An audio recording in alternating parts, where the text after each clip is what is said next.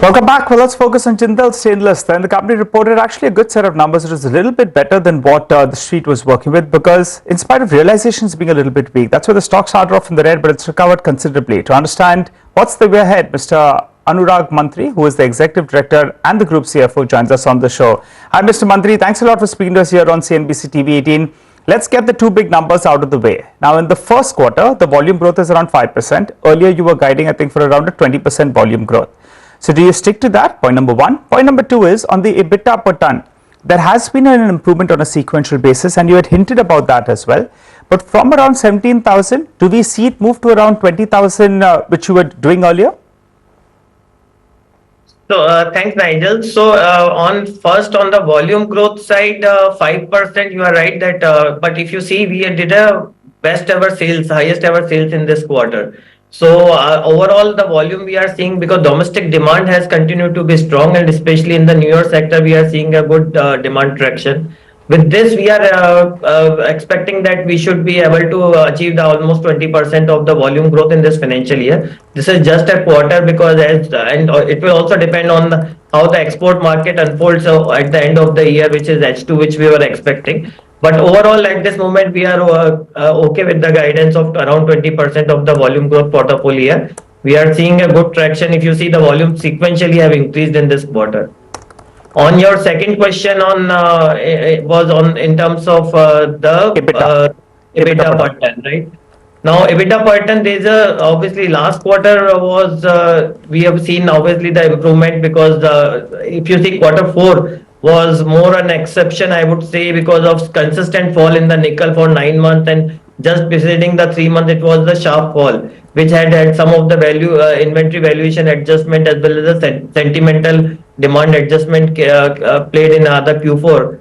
So we are now recovering from that, and we have done the EBITDA per ton, which because with our, as I keep saying, is that our mix has been very agile, and we take almost 30 to 45 days to adjust to that, and we are seeing that recovery in Q1. So with this, we are now on our guidance for the year is 18 to 20. So I would stick to our guidance that we are expecting 18 to 20,000. Now moving toward 20,000 will all depend how the export market unfolds in H2. Right. But I think the guidance, we are sticking 18 to 20,000 at this stage.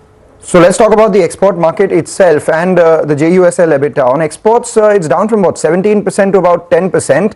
Mantri, where does it end at the end of this year? That's point number one. And secondly, an EBITDA driver could also be, how JUSL performs. So what's the guidance for that this year? Yeah, so Mangalam, export, you are right that we are facing obviously challenges in export because of two reasons. One is because demand is also subdued as compared to the earlier one in US and our key market, which are the two key markets, which are US and Europe. And second is that the Red Sea issue has actually further made it unviable in terms of the very high freight cost, because the freight costs have increased almost 3 to 5 times because of the Red Sea crisis, and the timing has also increased by 3 times. So which has actually taken not much of the export viability at this stage.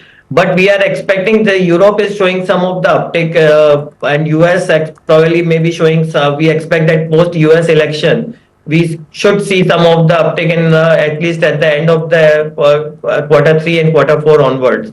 With this, we are saying that our export, that we should be able to do 10 to 15%. Currently, if you ask me current scenario, I think 10 to 12% looks more feasible, but I think we expect that export should improve in especially in H2, both from US and Europe, and this Red Sea crisis should also come under control. The freight cost and the container availability also sorted out.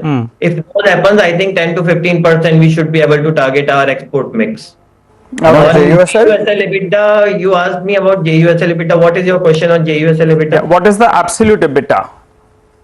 So absolute EBITDA in this quarter of JUSL was 171 crore, and this had some of the exception item in this quarter of around 15 crore. Normalized level, I think you can say, so normalized EBITDA was around 185 plus crore on this quarter. So you annualize it, it will be closer to 750 crores for the year? Yeah. Or more. So I think you were hinting earlier it should be closer to 800 crores, right? Yeah, so 750 to 800 crores should be the EBITDA for this quarter. There was obviously, as you rightly said, is that because it all depends on how the volumes unfolds and in terms of the tolling charges, because it's a job work for Jindal Stainless. Yeah. So some of the, because now based on the certain volume, there was a certain discount which approved to Jindal Stainless also. All right, Mr. Mantri, final question before we let you go. You'll have taken enabling resolution to go ahead and raise some equity. Is it just an enabling resolution, or given the way the stock price has moved? If I'm not mistaken, in the last 2.5 years, it's moved from around 200 to around 800 rupees. And the promoter entity has come there and they've shown their faith in buying from the open market. Is this an enabling resolution, or should we look at an equity raise from Jindal Stainless in the coming quarter? So Nigel, I think it's currently an enabling resolution, and as we said that, as I mentioned, that domestic demand is growing very in a strong pace, and especially in the newer sector, and we see a good organic and organic opportunity. So we need to get ready for ourselves for the future. So we have taken an enabling resolution, and depending on the opportunities, we will see that. But we need to be ready because we see stainless steel growth continue to be on a stronger side in the domestic market, and export market should also open up. So we should be ready with our balance sheet, because our focus is actually a prudent balance sheet ratios. So keeping that in mind, we have board has approved an enabling resolution. Take that point. Thank you so much. We will, monitor the developments out here as they come along, and hold you on to the guidance that you've given us for this year. Always a pleasure speaking with you, Mr. Mantri. Meanwhile, there are some flashes at the bottom of your screen. Nitin Gadkari has written to the finance minister, raised an issue with regards